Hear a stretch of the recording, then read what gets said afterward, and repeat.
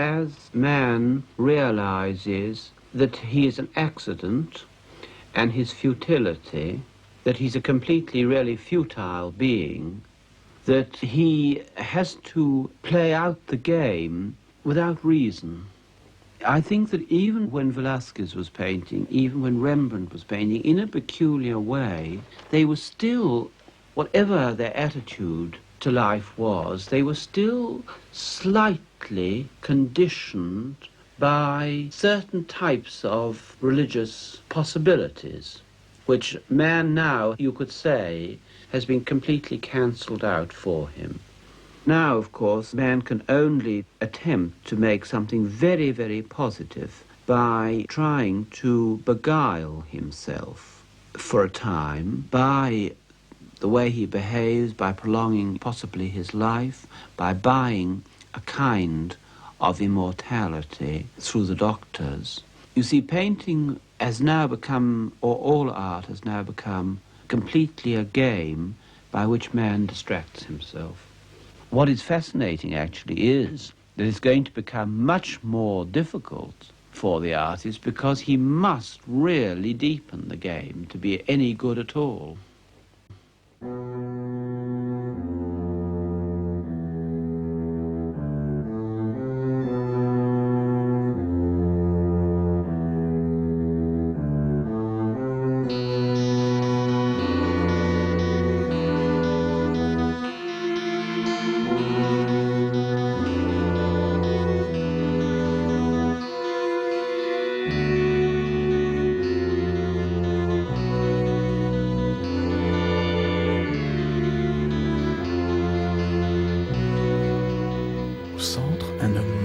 Sur une sorte de canapé-fauteuil bleu, à base pyramidale et à socle jaune clair.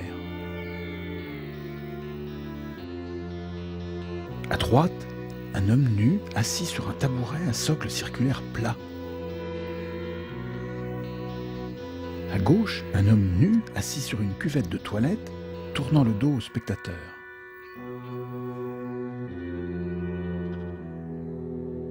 Trois panneaux peints à l'huile présentés sous plexiglas et cadre de bois clair. Ils ne portent ni date ni signature. Montrés dans diverses expositions à partir de 1964, ils sont achetés en 1969 par l'État français.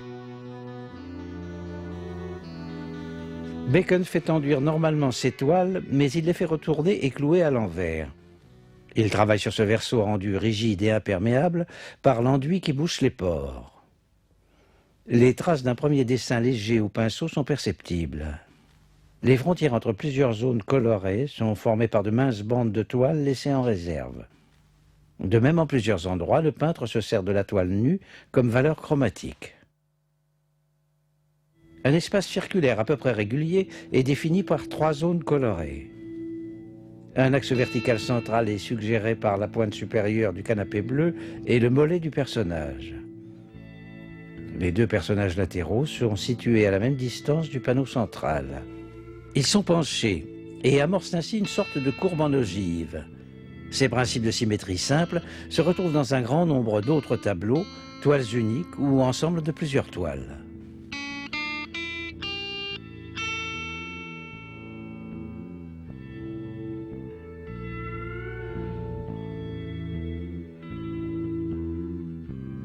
Bacon peint à l'huile. Il utilise aussi parfois le pastel. Il ne vernit pas ses tableaux, mais les présente sous vitre. Il commence par les personnages, souvent en jetant sur sa toile des pigments mêlés qu'il triture ensuite. Il utilise des pinceaux souples ou gros pour les détails, ce qui le force à travailler à l'aide de touches larges et en arabesque.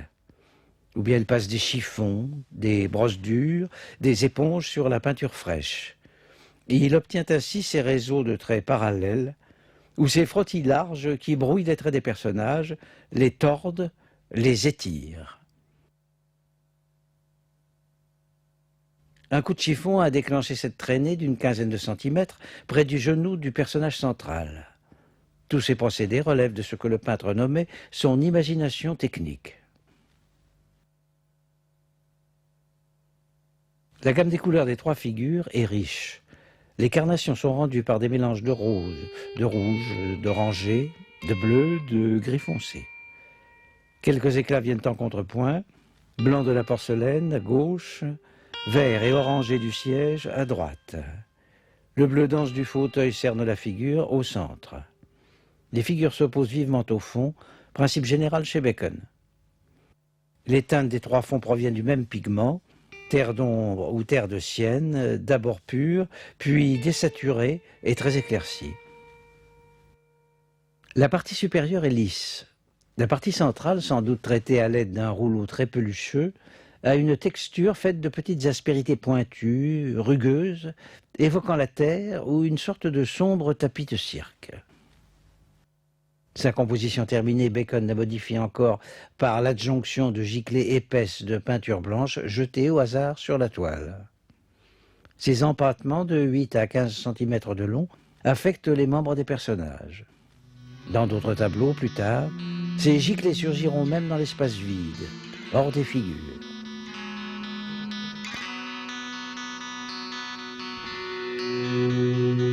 Au début des années 60, le peintre s'installe dans un appartement du quartier de South Kensington à Londres. Une pièce éclairée par un vasistas lui sert d'atelier. Chaque mur devient une épaisse et immense palette.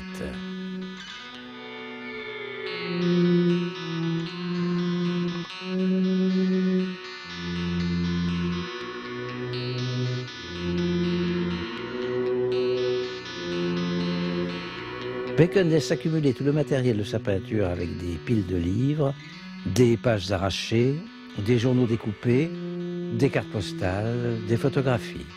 Les images plongent dans l'état, émergent un jour, restent un temps épinglées au mur, liées ou non à une image mentale qui travaille le peintre à ce moment. Rêve, lecture, souvenir.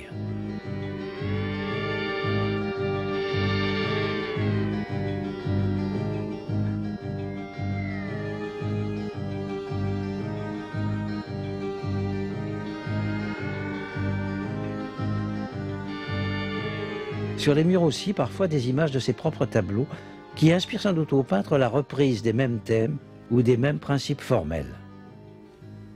L'atelier, dont le chaos contraste avec l'ordre rigoureux qui règne dans les toiles de Bacon, a été ainsi, durant 32 ans, une sorte de machinerie à produire de nouvelles idées et de nouvelles images. Un tas de compost, selon les mots du peintre. Bacon admet sa fascination pour les images. Il déclare avoir tout regardé et tout digéré. Mais il n'a aucun respect pour la photographie en tant qu'art. La négligence avec laquelle il laisse les clichés s'empiler, tomber, être piétinés, est une sorte d'illustration de ce rejet.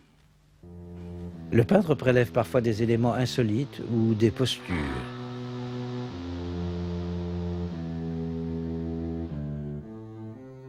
La silhouette du président Wilson sortant de la conférence de Versailles de 1919 et un meuble du bureau de Trotsky à Mexico sur un cliché de presse de 1940, juste après son assassinat. Ou bien Bacon emprunte diagrammes ou schémas à un traité sur les positions de la radiographie.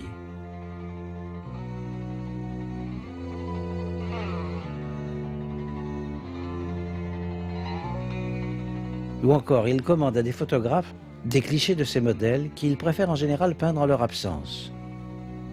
Henrietta Moraes, une amie grâce à qui il réalise quelques nus féminins. Lucian Freud, petit-fils de Sigmund, est, comme Bacon, un peintre de renom. Freud, qui fut le meilleur ami de Bacon, a été le modèle d'un très grand nombre de tableaux.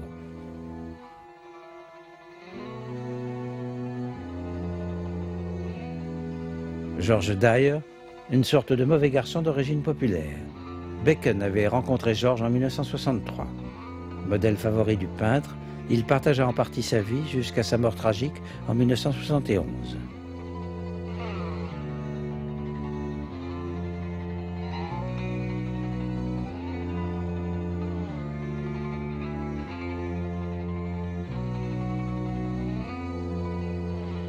Francis Bacon aime les portraits d'identité obtenus dans les cabines automatiques. Il joue sur la possibilité de multiplier les poses, de se déformer volontairement les traits, de multiplier les ombres.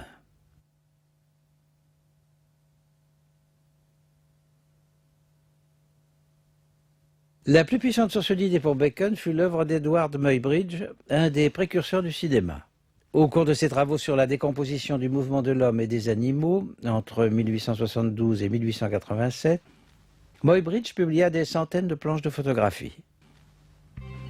Bacon isole les personnages de leur séquence temporelle, les détourne de leur fonction, les charge d'une autre énergie.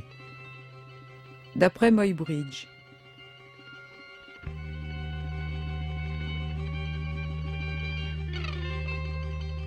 Deux personnages. Étude du corps humain. Bacon reprend des effets de la photographie. Flou, anamorphose, distorsion, effet de bouger ou de filer, ou encore superposition accidentelle ou volontaire, comme l'avaient illustré les photographes futuristes. La plupart des grands tableaux de Bacon mesurent 1,98 m de haut sur 1,47 m, la dimension de toile la plus vaste pouvant passer par l'escalier de l'atelier. Conséquence principale, la proximité de l'espace restreint suggéré, sa faible profondeur, force le spectateur à être impliqué très fortement dans la scène qui lui est montrée. Les personnages grandeur nature sont comme des acteurs jouant devant de fausses perspectives. Portes, fenêtres, cadres, cages ou vitrines, espaces circulaires, estrades, meubles servant de socle, et parfois même signes, flèches, cercles, pointillés, dirigent le regard du spectateur vers l'unique préoccupation de Bacon, la figure.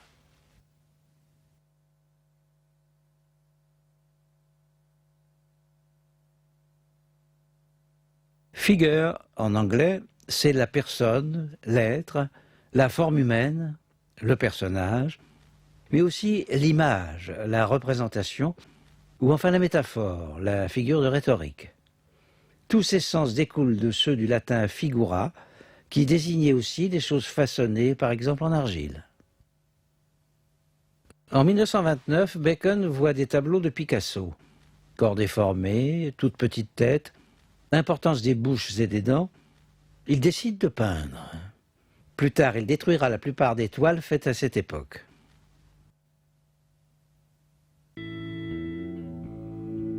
Lorsqu'il revient à la peinture en 1944, c'est avec une œuvre qu'il expose l'année suivante dans une galerie et qui horrifie tous les visiteurs. 3 études de personnages au pied d'une crucifixion reprend un thème à résonance religieuse. Le peintre s'inspire du retable d'Isenheim de Matthias Grünwald. La violence expressive de la passion est traduite à travers ces figures monstrueuses qui semblent exprimer surtout la haine, la voracité, le cauchemar. Peinture 1946 montre un personnage exhibant un rictus ambigu dans un décor qui associe des morceaux de viande, des tubulures métalliques, un parapluie et un bœuf ouvert pendu qui rappelle celui de Rembrandt. Une figure obsède longtemps Bacon, le pape Innocent X, peint par Velázquez à Rome en 1650. De 1949 à 1962, Bacon peint diverses variations autour du portrait.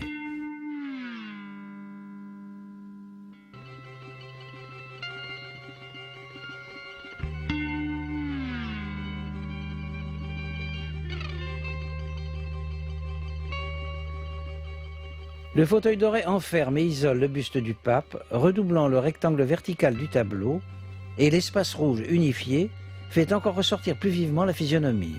C'est un dispositif scénographique semblable qui se retrouvera dans la plupart des tableaux de Bacon.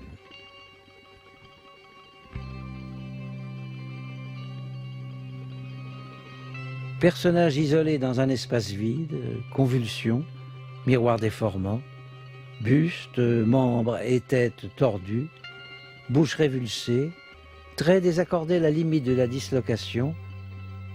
Ce que je veux faire, c'est déformer la chose et l'écarter de l'apparence, mais dans cette déformation, la ramener à un enregistrement de l'apparence.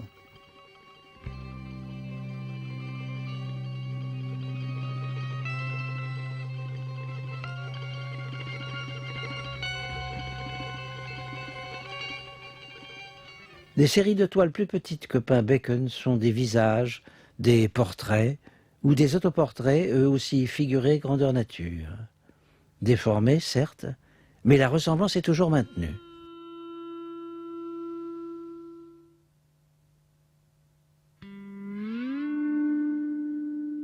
I've always been very moved by the movements of the mouth and the shape of the mouth and the teeth, and I like you may say, the glitter and colour that comes from the mouth.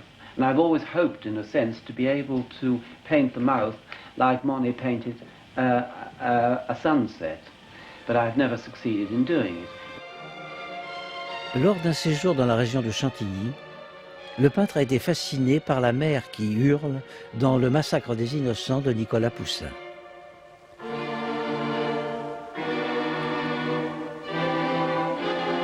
D'autres bouches l'ont marqué. Celle de la nourrice à l'œil crevé d'un coup de sabre dans la scène des escaliers d'Odessa du cuirassé Potemkin d'Eisenstein. En transposant le cri d'horreur de la nourrice d'Eisenstein sur le visage du pape serein de Velázquez, Bacon invente une dissonance plastique tout à fait nouvelle, comme un instant d'oubli qui viendrait secouer sa dignité. Le pape, ainsi féminisé, effrayé, redevient humain et en même temps fait peur à son tour. Je veux peindre le cri plutôt que l'horreur. Peindre le cri, c'est ne pas peindre l'horreur, c'est-à-dire le spectacle, la scène qui elle-même terrifie le personnage, mais rendre compte en image d'une force, d'une pure sensation, d'une lutte contre cette menace de mort.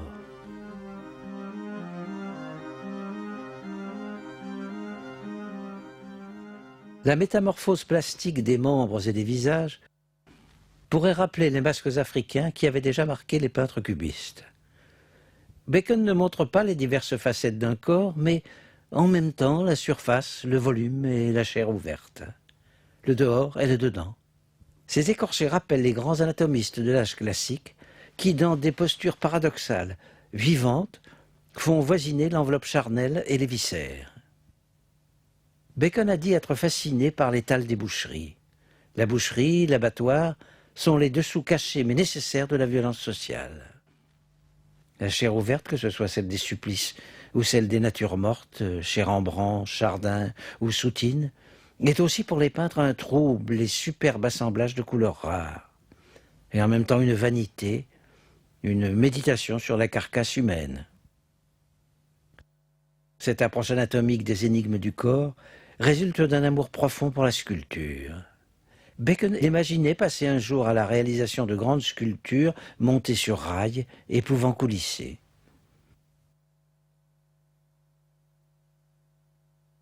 Mais le goût du peintre pour l'anatomie masculine a trouvé un précédent en Michel-Ange, à qui il emprunte un petit catalogue de gestes.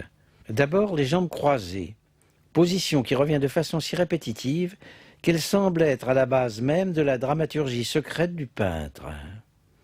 Elles viennent de deux des figures allégoriques des tombeaux de Laurent et Julien de Médicis à Florence. De même, le coude levé au-dessus de la tête appartient à l'un des deux esclaves de Michel-Ange du musée du Louvre. Le buste de l'autre esclave du Louvre et ses muscles bandés sont inspirés du célèbre torse antique du musée du Belvédère au Vatican, peut-être un fragment d'un Hercule assis. Ce même torse musculeux, courbé vers l'avant, et qui fascina tant Michel-Ange, est repris tel quel au centre d'un autre ensemble de Bacon.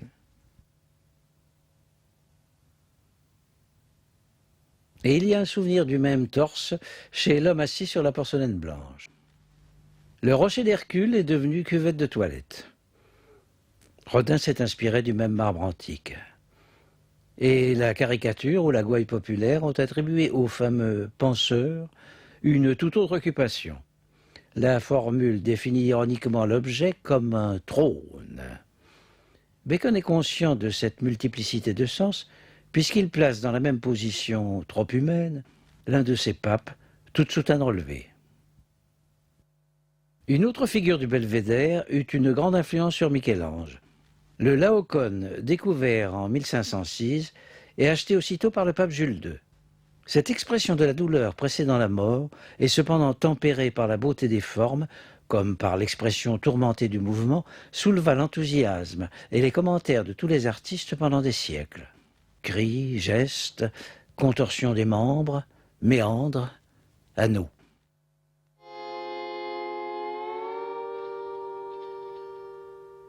Bacon a déclaré que l'idée des suites de 3 tableaux lui avait été suggérée par le cinéma panoramique. Elle rappelle aussi les miroirs à 3 faces, avec leurs reflets identiques et décalés. Mais ces ensembles de toiles s'inscrivent dans la continuité d'un art ancien. Tableaux religieux dont les 2 panneaux latéraux se refermaient parfois pour venir recouvrir le panneau central, le triptyque a connu des formes très variables. Son rythme ternaire, sa symétrie, rappelle à la fois la Trinité et les 3 croix de la crucifixion. Celle du Christ occupe d'ailleurs souvent le panneau central. Des témoins de la scène, des donateurs ou des saints protecteurs figurent sur les panneaux latéraux. 3 études pour une crucifixion, 1962. Un Christ déchiqueté, tête en bas, est inspiré par le crucifix de Cimabue que Bacon compare à une sorte de ver rampant. Au centre, un corps retourné et massacré sur un matelas. À gauche, 2 personnages, témoins, voyeurs ou bourreaux. Crucifixion 1965. Encore un corps torturé, éventré, pendu par les pieds, et cette fois placé au centre. À gauche, un amas sanguinolent sur un matelas. Une femme nue observe la scène. À droite, 2 témoins importants des Panamas, et une sorte de bourreau musclé avec un brassard à croix gammée. Le triptyque implique des relations plus ou moins complexes entre les 3 panneaux. Mais pour Bacon, ces rapports ne doivent pas induire une logique narrative immédiate. Ce que veut éliminer Bacon, en effet, c'est la narration, le drame. 2 figures sur une même toile raconteraient déjà une histoire. Il ne veut pas que l'histoire l'emporte sur le tableau. D'où cette accumulation de procédés pour éliminer l'intrigue, pour séparer les personnages sur des panneaux différents, pour réduire le décor. Les images sont des sortes d'épiphanies, des instants privilégiés, où une situation quotidienne, un rêve éveillé, un écho de langage se cristallise, se condense dans une figure. Un homme, le peintre, rentre chez lui à l'aube, ivre, et médite au bord du vomissement. D'autres fois, les corps en présence semblent appartenir à un univers de littérature d'épouvante, peuplé d'êtres évanescents ou malfaisants, en perpétuelle métamorphose. Ils coulent, se liquéfient, se dissolvent, sont en partie effacés ou carrément amputés. Parfois, nous sommes dans un monde de bourreaux avec torture, blessures, arrachage de membres, dépouilles sanglantes, visages rongés. La référence à la viande, à la carcasse, à la charogne est constante. Et en effet, la peinture de Bacon est une réflexion sur l'incarnation, sur le sacrifice sanglant, sur la violence de la chair. Mais sans religion, sans transcendance, sans mysticisme. Et cette surenchère dans l'excès n'est pas dénuée d'une bonne dose d'humour noir.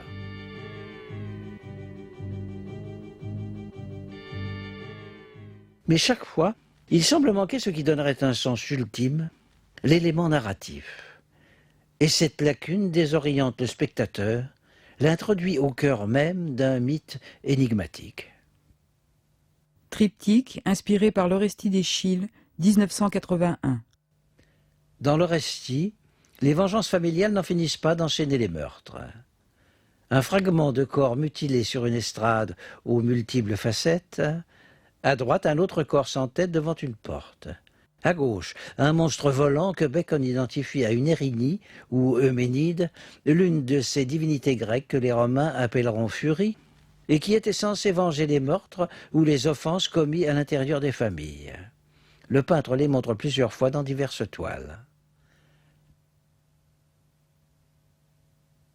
Encore la mythologie grecque avec une variation violente mais ironique sur Oedipe et le Sphinx inspiré par Ingres.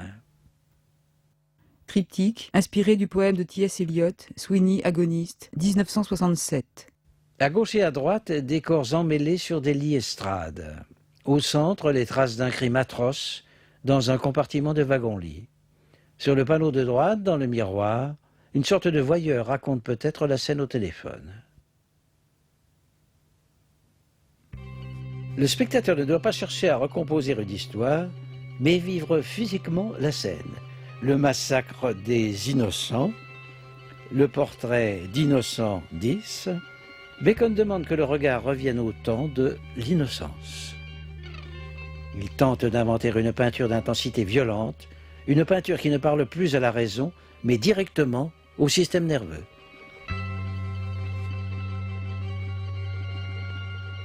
Trois personnages dans une pièce montrent un espace refermé, oppressant.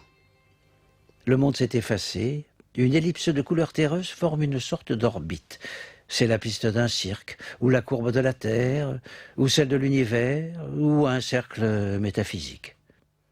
Dans ce pur espace mental, un homme de dos, immobile, un homme de face, criant peut-être, enfin un homme de profil et tordu.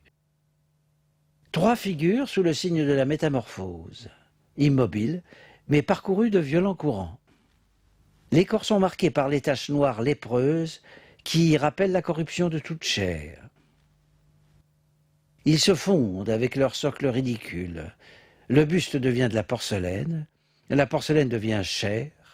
Le siphon est comme le ver rampant évoqué par Bacon à propos de Cimabue, ou comme un tentacule du monstre de Laocoon. Ce tuyau est peut-être le personnage définitif du triptyque. C'est une énorme pompe qui semble prête à vider les trois panneaux de leur substance et à évacuer l'homme et tous ceux qui l'entourent. Ce monde apparemment bien fermé, pur espace de contemplation plastique, fuit de façon irrémédiable. Trois personnages dans une pièce est l'un des triptyques les plus dépouillés de Bacon. Et en même temps la scène d'un bizarre drame abstrait. Pourtant les personnages ne sont pas des figurants anonymes. Dos large et musclé, épaules rondes, cou épais et cheveux lisses tirés en arrière, c'est George Dyer, tel que Bacon l'a montré des dizaines de fois. À droite, la grande mèche noire rebelle, le nez mince et aquilin, le visage maigre et l'orbite profonde de Lucian Freud. Le personnage couché au centre du triptyque, enfin, pourrait être Francis Bacon lui-même. Trois personnages dans une pièce est donc une sorte d'ex-voto, de conjuration de la mort, de lutte contre la destruction définitive d'une constellation d'amitié idéale à un moment donné de l'histoire. Le triptyque, 7 ans après sa genèse, devait trouver une étrange conclusion, comme tirée d'un roman fantastique. En octobre 1971 s'ouvrait au Grand Palais, à Paris, une importante exposition rétrospective de Francis Bacon. Depuis plusieurs années, les rapports entre Bacon et Dyer étaient très orageux. Le peintre avait tenu, malgré tout, à emmener son ami à Paris. L'avant-veille du vernissage, le corps de George Dyer a été découvert dans la salle de bain de leur chambre d'hôtel parisien. George avait peut-être mélangé des somnifères et une énorme quantité d'alcool. Il avait vomi du sang. Il était mort recroquevillé sur le siège des toilettes. La plupart des amis de Bacon pensèrent qu'il s'agissait d'un suicide. Triptyque à la mémoire de George Dyer, 1971, peint aussitôt après le drame, remet en scène George au moment où il ouvre la porte de leur chambre d'hôtel. Triptyque où 1972, l'année suivante, évoque aussi George, écho d'une photographie prise dans l'atelier. Le panneau central reprend un lutteur de Muybridge. L'ombre répétée de Dyer forme comme autant de flaques où semble se vider sa substance de couleur chair. Triptyque mai-juin 1973 illustre plus directement encore le drame. À droite, Georges penché sur un lavabo et vomissant. Au centre, il est comme écrasé de douleur, à demi noyé par une ombre noire à forme animale, encore une araignée, qui s'apprête à le dévorer. À gauche, le cadavre sur son siège dérisoire. George Dyer, dans son horrible agonie, avait peut-être choisi cette pose emblématique, dans laquelle le peintre l'avait déjà immortalisé, transformant le triptyque de 1964 en rêve prémonitoire. Ce suicide, qui ressemblait à un tableau de Bacon, était sans doute l'ultime révolte de la créature contre son créateur, le point obscur où se rejoignait l'histoire personnelle du peintre et les mythes sanglants qui l'avaient toujours hanté.